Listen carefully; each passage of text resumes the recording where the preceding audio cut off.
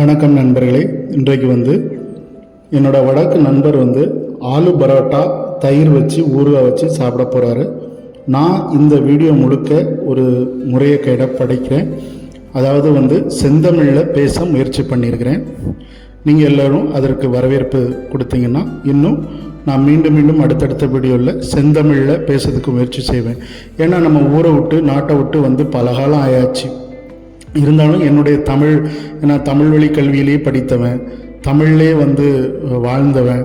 So நம்ம தமிழ் செந்தமிழ் எவ்வளோ தூரம் இருக்குது, அதாவது சுத்த தமிழ், அதாவது நம்ம ஆங்கிலம் கலக்காமல் எவ்வளோ தூரம் தமிழில் பேச போகிறோம். இந்த உணவை பற்றி நான் உங்களுக்கு இப்போ நான் அதை ஒரு காமெண்ட்ரி டைப்பில் நான் செந்தமிழில் பேச போகிறேன்.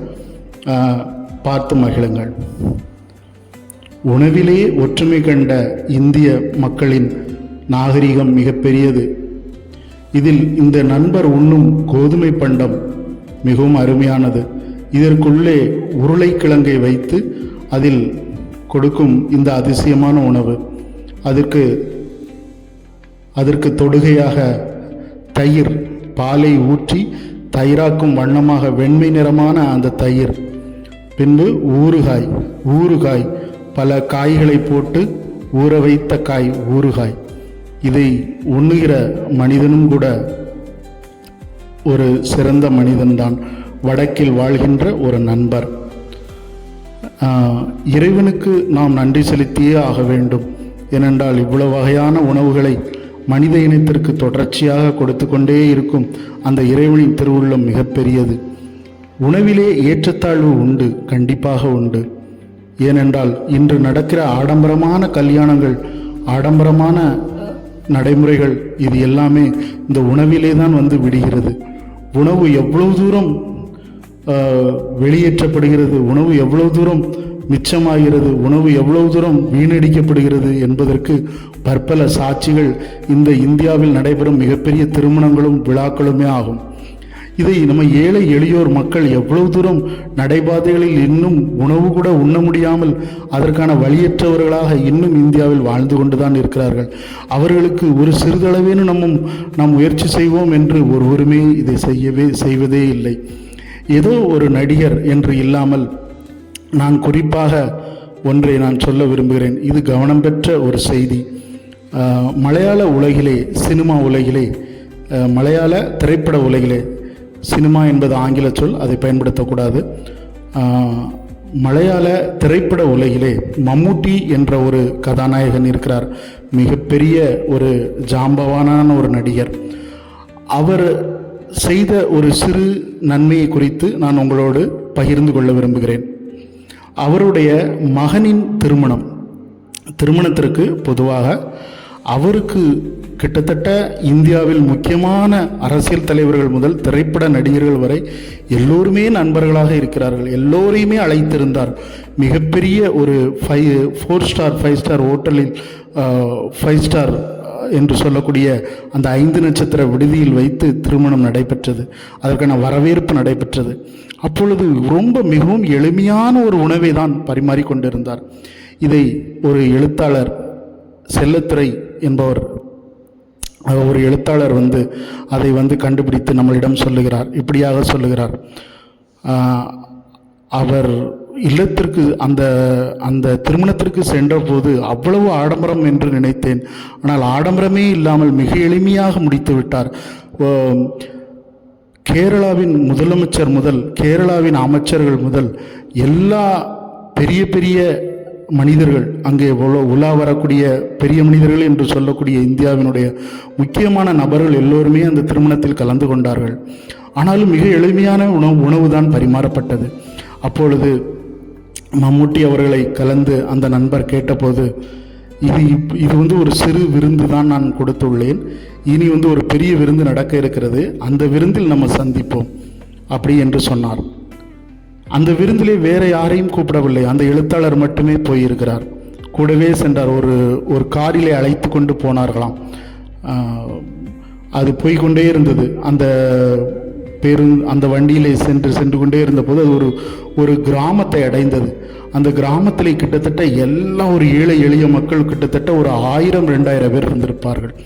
அந்த 2000 பேருக்கும் கிட்டத்தட்ட என்னென்ன வகையான உணவு வகைகள், பிரியாணி என்று சொல்லக்கூடிய இந்த அற்புதமான இந்த உணவு, இப்பொழுது பரிமாறக்கூடிய இந்த உணவு, இந்த நடைமுறை வாழ்க்கையிலே இப்பொழுது பிரியாணி ஆதிக்கம் செலுத்தி கொண்டு இருக்கிற இந்த உணவு, இப்படி பின்னர் கோழி இறைச்சி, ஆட்டு இறைச்சி, இப்படி என்று சொல்லக்கூடிய பலவித வகையான உணவை அந்த ஏழை எளிய மக்களுக்கு வழங்கினார் என்பது ஒரு சிறப்பு. இதே போல எத்தனை பெரிய மனிதர்கள் நடந்து கொள்வார்கள். ஏனென்றால் இதை நான் கண்கூடாக பார்த்து கொண்டு தான் இருக்கிறேன். ஒரு உணவுக்காக மக்கள் எவ்வளவு தூரம் பணம் செலவழிக்கிறார்கள். உணவை ஏனென்றால் ஒரு விழா நடத்த வேண்டும் என்றால் அதற்காக கடன் வாங்குகிறார்கள். கடன் வாங்கி கூட அந்த உணவை சமைத்து உணவு கொடுக்க வேண்டியதுதான். ஆனால் அதில் இத்தனை வகையாக சாப்பிடவே முடியாத அளவு, கனப்பட்டு மக்கள் போகிற அளவு, ஒரு விருந்துக்கு சென்றால் அவருக்கு கிட்டத்தட்ட 3 நாளைக்கு உடல் உபாதை ஏற்படும் என்ற அளவுக்கு அப்படியான விருந்துகளை நான் இப்போது கண்கூடாக பார்க்கிறேன். விதவிதமான கலர் வண்ணமான உணவுகள், அது வயிற்றுக்கு கேடுதான் தரும் என்பதை அறிவோம். இருந்தாலும் இன்னும் வயிற்றுக்கு ஈயப்படாமல் பல மக்கள் இந்த சாலை ஓரங்களிலே படுத்து உறங்குகிறார்களே, அவர்களுக்கு நாம் கொடுக்க வேண்டும் என்று யாருமே நினைப்பதில்லை. அந்த மம்மூட்டி என்று சொல்லக்கூடிய அந்த மலையாள நடிகருக்கு இருந்த அந்த சிறப்பு வேற யாருக்கும் இன்னும் வரவில்லையோ என்னவோ.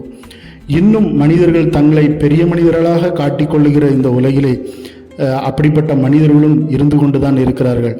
ஏழை எளிய மக்களை இன்னும் ஆதரவு அளித்து கொண்டு தான் இருக்கிறார்கள். ஏனென்றால் இந்த உணவு என்பது ஒரு சிறந்த விஷயம்.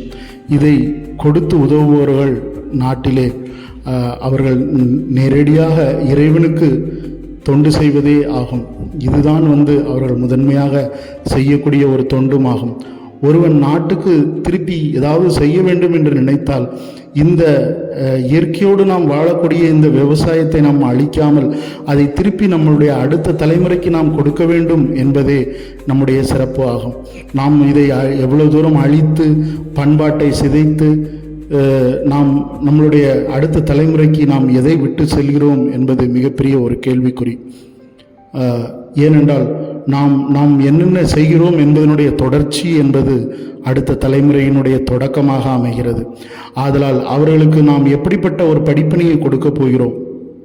உணவை இன்னும் நாம் வீணாக்கும் ஒரு முறையிலேயே திருமணங்களையும் விழாக்களையும் கொண்டாடப் போகிறோமா? கொண்டாடுவதனால் யாருக்கு லாபம்? அதில் பெரிய பெரிய மனிதர்களை ஒரு சில நேரங்களில் திருப்திப்படுத்த முடியுமா? அவர்களை உணர்வுகளாலும் திருப்திப்படுத்த முடியாது, உணவுகளாலும் திருப்திப்படுத்த முடியாது. ஆனால் வயிற்றுக்கு ஈந்து அவர்கள் யாருடைய பசியை நாம் போக்கும்போது கண்டிப்பாக அது மனித குலத்திற்கு மிகப்பெரிய ஒரு மாண்பை கொடுக்கும். மனித குலமே வாழ்த்தி மகிழும். அதுபோல ஒரு உணவு கிடைப்பதனால் மகிழ்ச்சி வெள்ளத்தில் மக்கள் திளைப்பார்கள். இப்பொழுது நான் நிறைய காண்கிறேன். திருமண இல்லங்களில் மிச்சமான உணவுகள் ஆசிரமங்களுக்கும் அனாதை விடுதிகளுக்கும் சென்று கொண்டு இருக்கின்றன. அது நல்ல விஷயம்தான். இருந்தாலும் இன்னும் முதலிலே அந்த அனாதை விடுதிகளுக்கும் அனாதை ஆசிரமங்களுக்கும் சாலையோர மக்களுக்கும் முதன்மையாக நாம் உணவை படைத்து நம்மளுடைய திருமணங்களை மிக எளிமையாக நடத்தி கொள்ள வேண்டும். அதுதான் சிறப்பாக இருக்கும். அப்படிதான் நம்மளுடைய மனிதன் மேம்படும். இந்த உணவு விஷயம், உணவை ஈந்து கொடுப்பவர்கள் பல பேர் இருந்தாலும் அதை கொடுக்கும் இடத்தில் அரசாங்கம் மட்டுமே இருக்கிறது. அரசாங்கம் மட்டுமே அதை சரி செய்யக்கூடிய ஒரு சூழலில் இருக்கிறது. எவ்வளவுதான் தனி மனிதர்கள் செய்தாலும் அதில் அரசாங்கத்தினுடைய ஒரு முறையீடு இருந்தால் மொழிய இதனுடைய தீர்வு எட்டாது. மீண்டும் அடுத்த ஒரு வீடியோவில்